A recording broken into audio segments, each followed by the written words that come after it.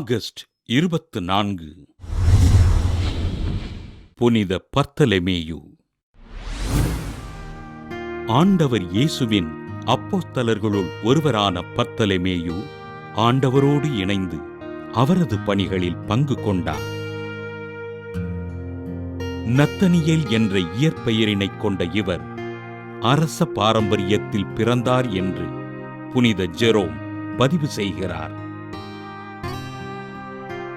திருத்தூதரான பிலிப்பின் மூலம் இயேசு கிறிஸ்துவினை சந்தித்த பர்த்தலமேயு ஆண்டவர் இயேசுவினை ஏற்றுக்கொண்டு, நீர் இறைமகன், நீரே இஸ்ராயேல் மக்களின் அரசர் என்று அறிக்கையிட்டார்.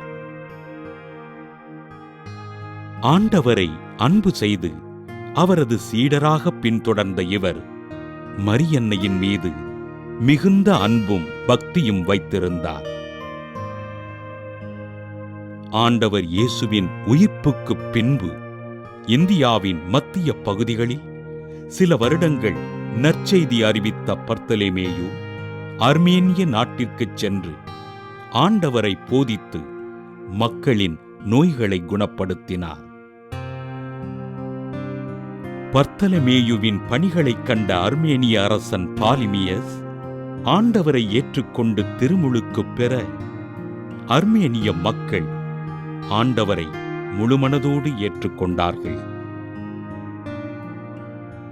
ஆர்மேனியா நாடு கிறிஸ்துவ நாடாக மாறிவிட்டதனை பொறுத்துக் கொள்ள முடியாத பக்கத்து நாட்டரசன் ஏஸ்ட்ரிக்ஸ் பர்த்தலமேயுவினை கைது செய்து தலையினை வெட்டி கொலை செய்து கடலில் எறிந்தான்.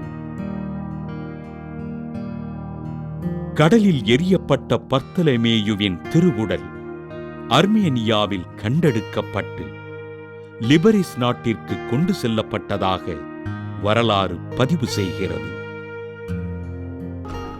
திருத்தூதரான புனித பர்த்தலமேயுவின் திருவிழாவினை கொண்டாடுகின்ற நாம் நமக்கு எதிராக குற்றம் சுமத்துபவர்களை மன்னித்து அன்பு செய்வோம்.